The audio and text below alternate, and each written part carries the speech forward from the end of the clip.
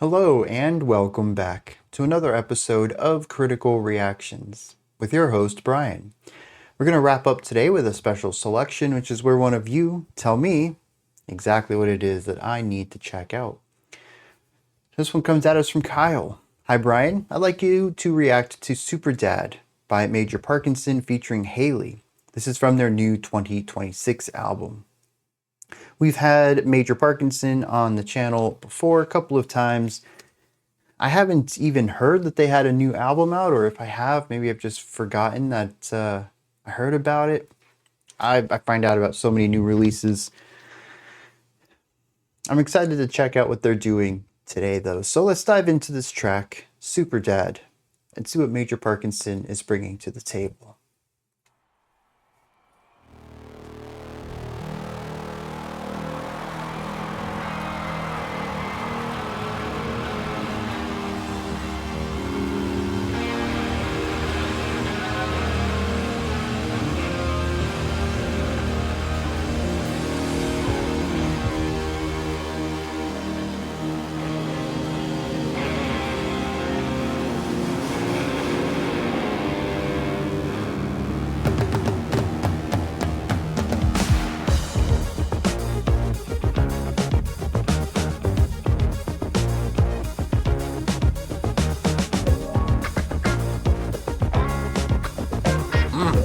Super funky.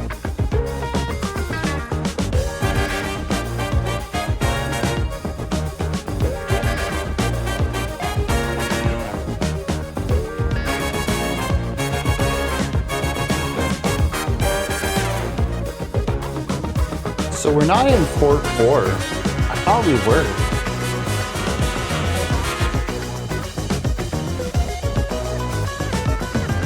Oh, maybe we are.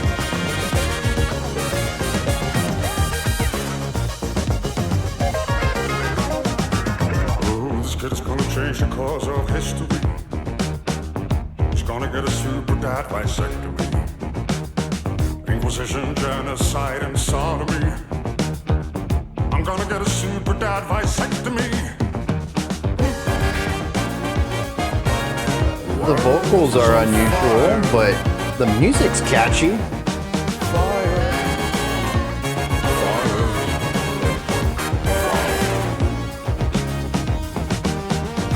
Baby's gonna take me to the lavatory. She's talking about the Heisenberg uncertainty. Oh, if heaven is a brazen bull of misery, I'm gonna get a Superdad vasectomy. Alright, so that wasn't in 4/4 though. Guitar just going off over there.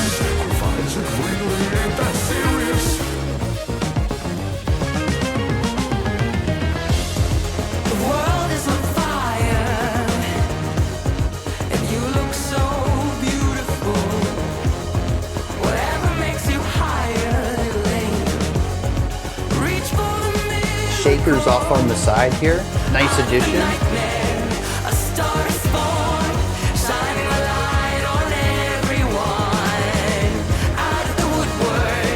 Very bright and optimistic.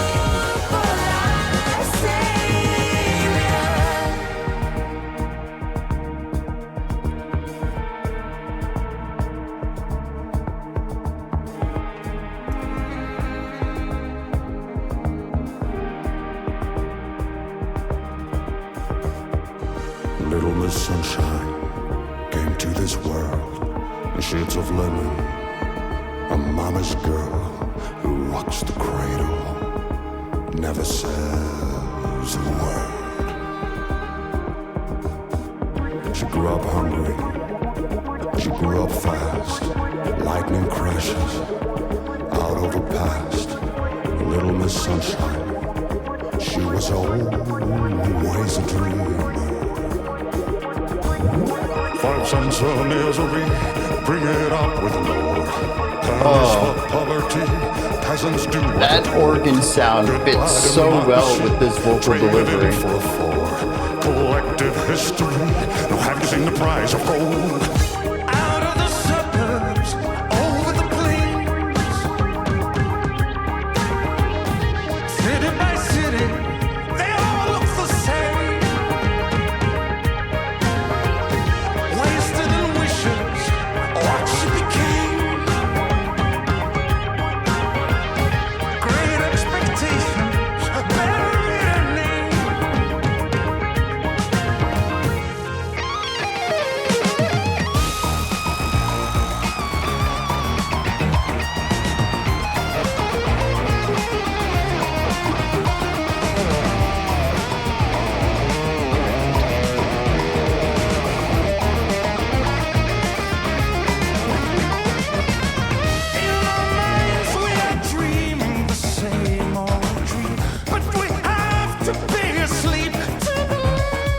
really interesting how like 90s pop rock U2 style this is, but also some throwbacks to like the new wave scene as well.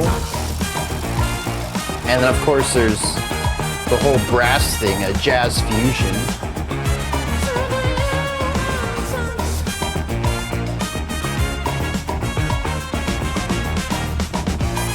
What's that in the background? Woodblock maybe?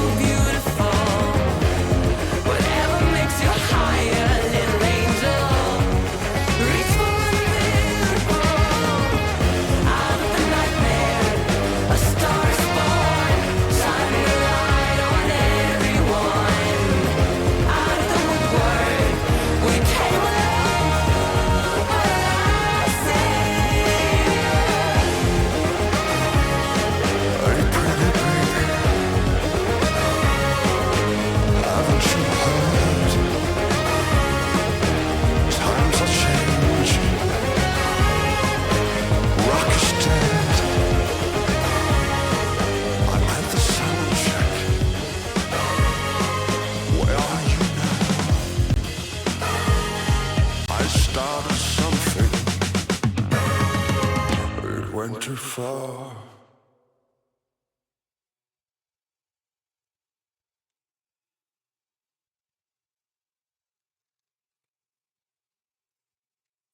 What was that?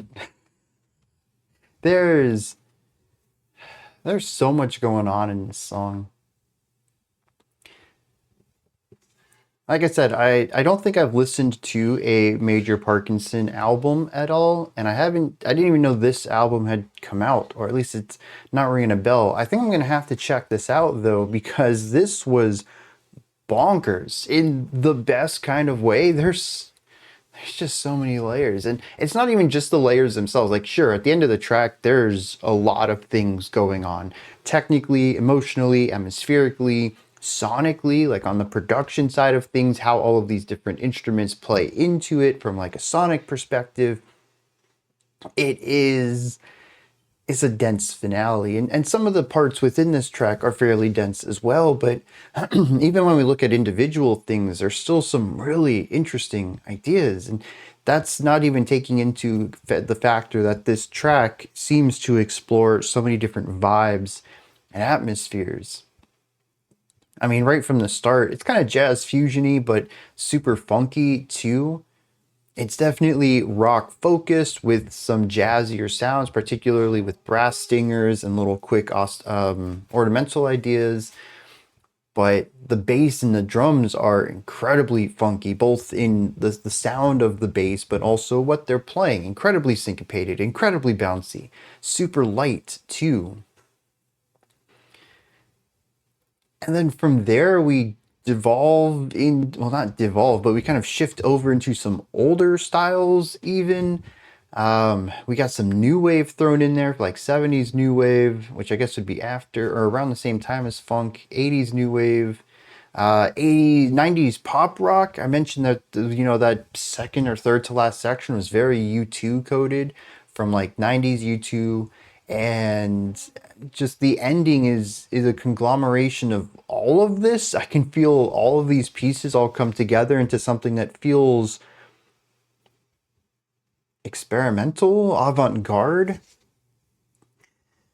It's certainly palatable. It's combining a lot of poppier sounds, or more popular sounds, I suppose I should call it, over the years, and layering digestibility is going to reduce the digestibility of it, but it's still going to be layers of palatable sound. So ultimately, you're going to create something that's still fairly palatable, and I think the end is that, but it is still so much too. It is. There's a lot going on in here, I think is what I want to convey here before we get into specifics. time is interesting here too. From the start, I counted out a 4/4, and the next time that I noticed the time was odd, I counted out a 4/4. And later on in the track, I counted out a 4/4. Every time I thought something strange was going on, we were actually, well, around the time I picked up on something strange, when I decided to figure out the time signature, it was 4/4. I did, however, find right there at the end, we were working with a 7/4, alternating between 8 beats and 6 beats, giving us 14. I counted it in halftime of that, which gives me the 7, which is why I call it 7/4. We probably could call it 14/8. You can call it alternating 6/8 and 8/8 if you wanted to, whatever makes you feel better about it, whatever helps you visualize it. But I also felt it as 4 beats and 3 beats. So that's the 8 and the 6 just cut in half. And I feel like the 7 existed elsewhere too, but I think what threw me off was that I felt the quick dip away, expecting another beat and not getting it, which is usually what an odd time signature feels like. Particularly something like a 7 or a 15, which is just shy of 4/4, rather than a 9, which would be a little bit over a 4/4, half of a beat extra. And so I was like, okay, it's got to be 7, but it never really lined up as 7. And I wonder how many sections in here are like that final section, which is the oddness of something like a 7 or a 15, but divided up in a way that we can look at it evenly, doubling the 7, the 14, and chopping that into 2 even numbers. And that's going to create more rigidness as well, whereas the 7 is going to be minus half of a beat every time through. This is an extra 2 beats sometimes, or removing 2 beats if that's how you want to view it. The 8 and then the 6 is a removal, or you can view it as a 6 and then the 8 is an addition. But it gives them a lot of playfulness, and knowing that they will do stuff like that with the time signature and the overall phrasing of the passage, it really opens up all sorts of avenues of what they're going to do with time signature in other places. So I'd really have to give it another go, hyper focusing on time specifically to figure out all of the different meter in this track. But it is consistently interesting. My mind is always given something to learn, dissect, to key into as far as just counting goes on this track. Now, the reason why I didn't have as much time to pay attention to the numbers in the first half of the track is because of everything else going on. The bass is fantastic on this track. Pretty early on, we have the brass in there as well. The drums are great. They kind of dance between some lighter ideas that would be more like swing adjacent, that would fit really well within a lighter sound, and then also heavier stuff, going for the energy of funk or rock music.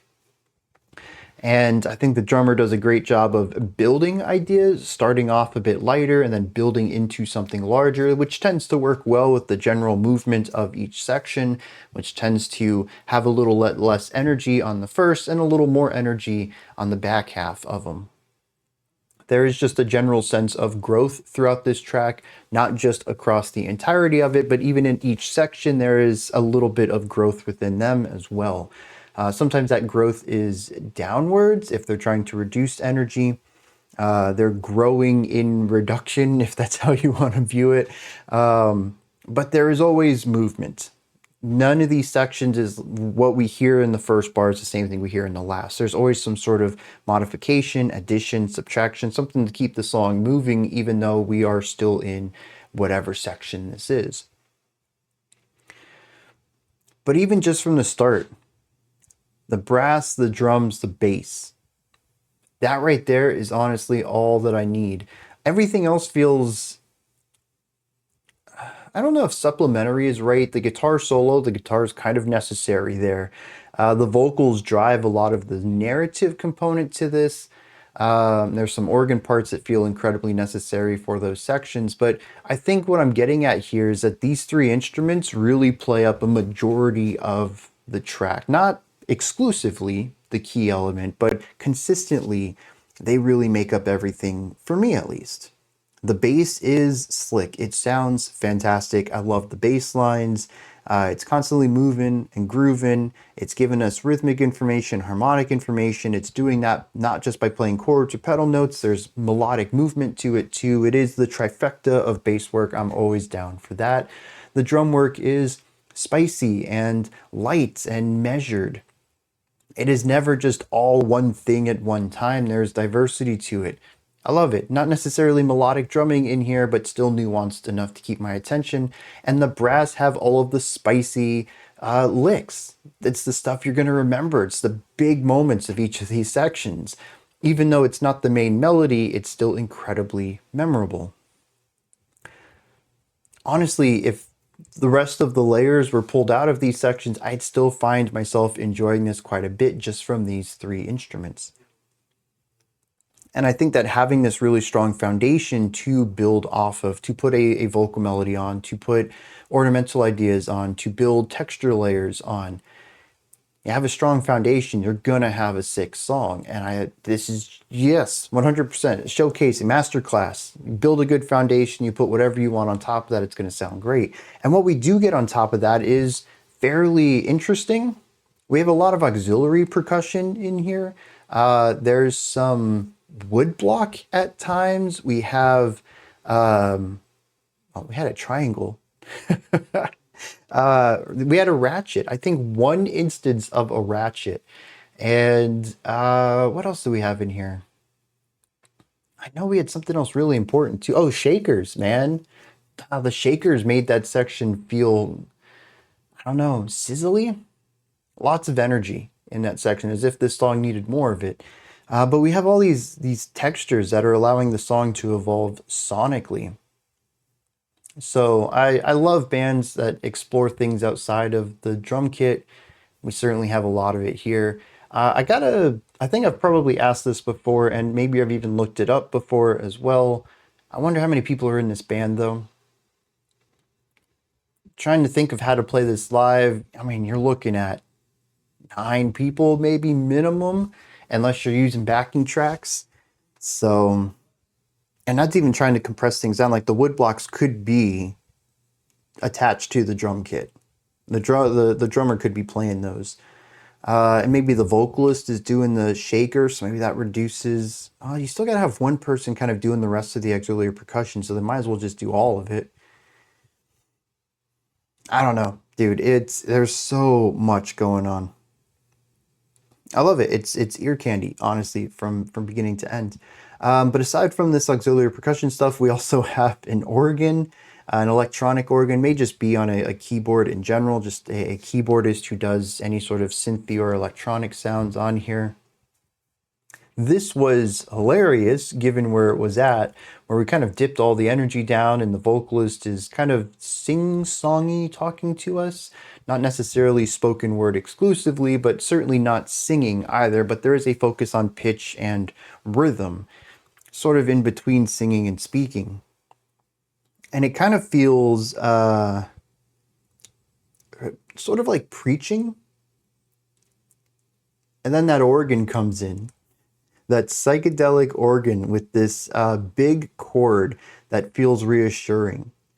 I don't know what he's saying, but the vibe of the vocals with that reassuring chord coming in, I think we even slid up into the chord too, if I remember correctly. Anyways, it felt so cliched, but also that that's just how that section had to be. Is it iterative? Yes, but things become iterative. They become tropes because they're effective, and that was effective. Also comedic though, because I was not expecting it at all.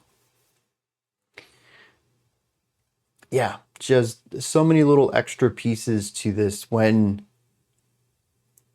the song easily could have gotten by with, again, just the guitar, the brass, the drums, and the bass, and the vocals, and yet we have so much more going on here, and I love it.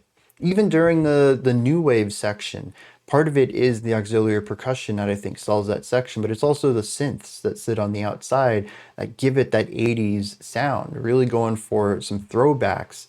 as far as that, rather than sounding like, modern electronic music.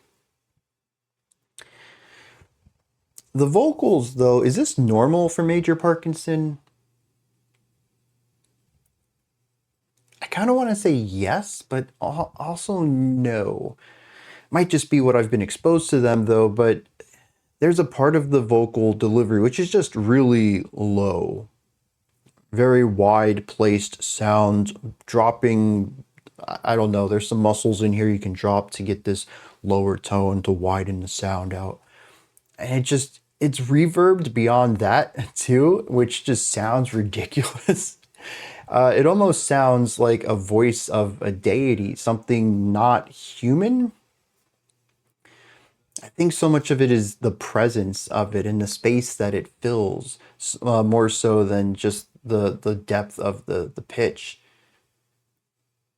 But it always feels, to me at least, a little tongue-in-cheek. I think there's some understanding that it is almost too low, too wide, too reverbed, and they just lean into that anyways.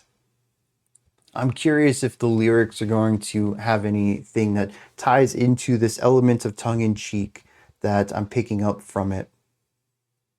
But I can't say that I remember. This is something I feel like I'd remember. Like Major Parkinson is that group with the really low vocals.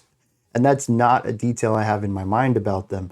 So, but I do vaguely remember that I have something in my mind filed away with them about the vocals. I just don't think it was this in particular. But it works.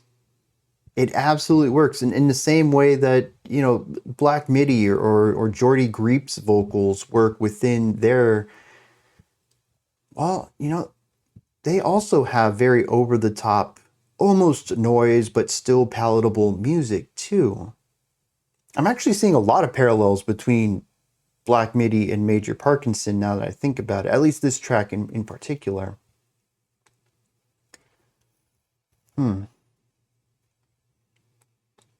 What's this song about, though? I don't know that I'm able to answer this one, at least not as concisely as I usually am.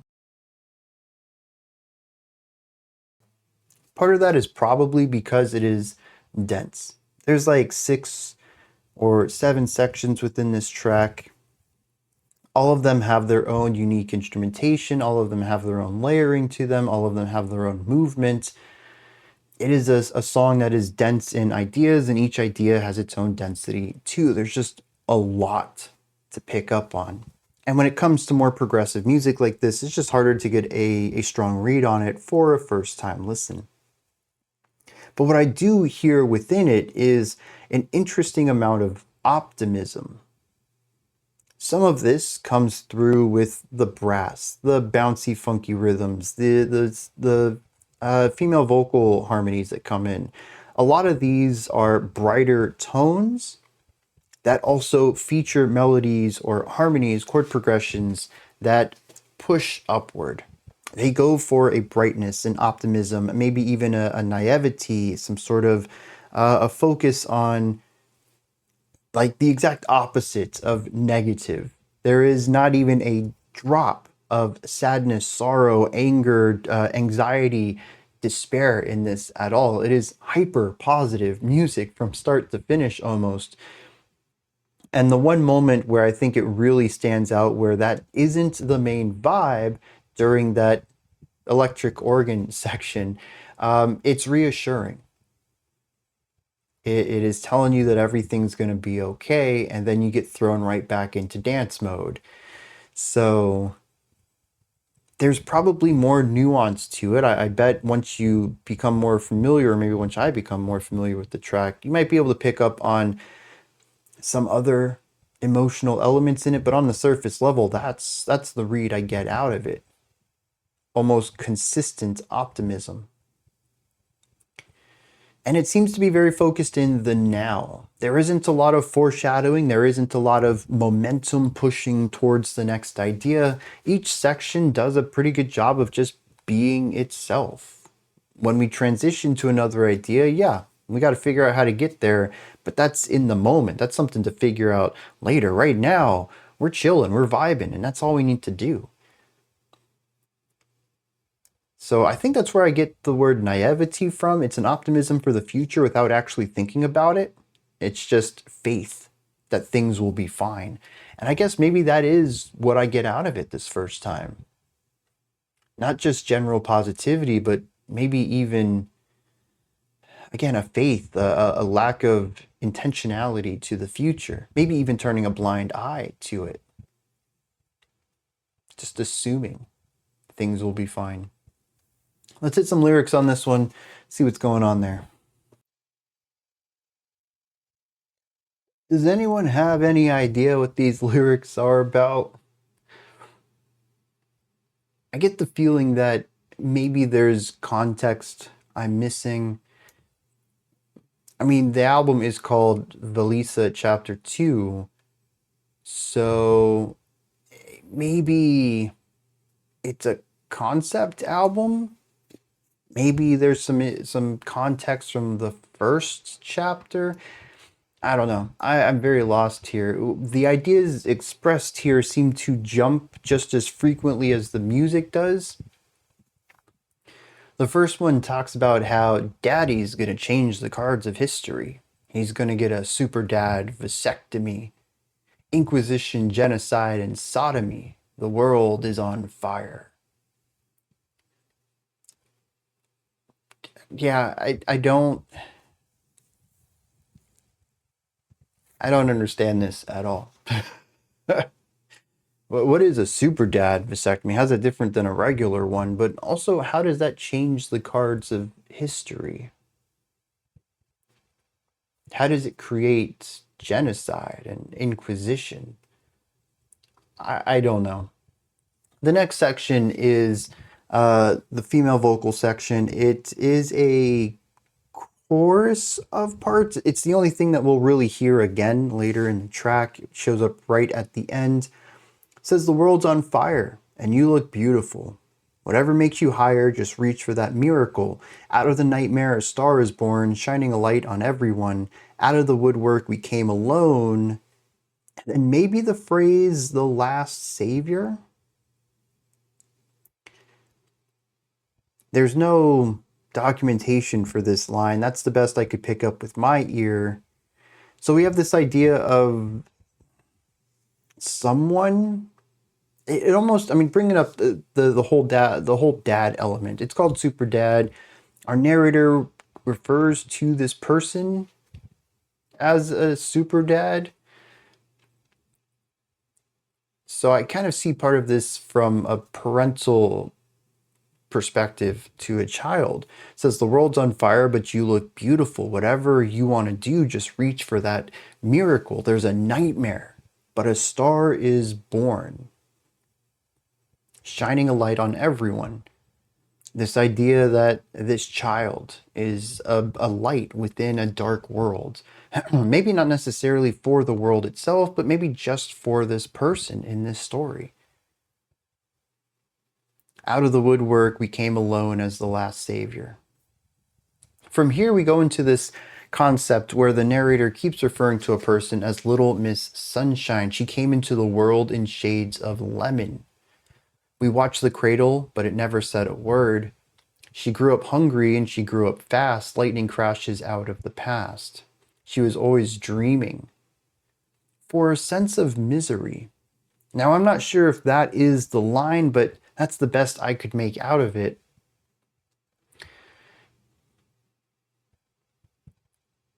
So we have, again, a child, presumably, that grew up in poverty, maybe, said that she grew up hungry, but she grew up fast, and lightning crashes out of the past. So this person just got momentum, they've got a dream, they're going to do it, and nothing's going to stop them, I think. From here, though, it says peasants do what they told, goodbye democracy, traded in for a fold, the collective history, have you seen the price of gold? And this is just a tangent. I have no clue what it has to do with anything else, but I'm still kind of confused about the whole Superdad vasectomy thing if we are looking at two stanzas at least of watching a child grow up.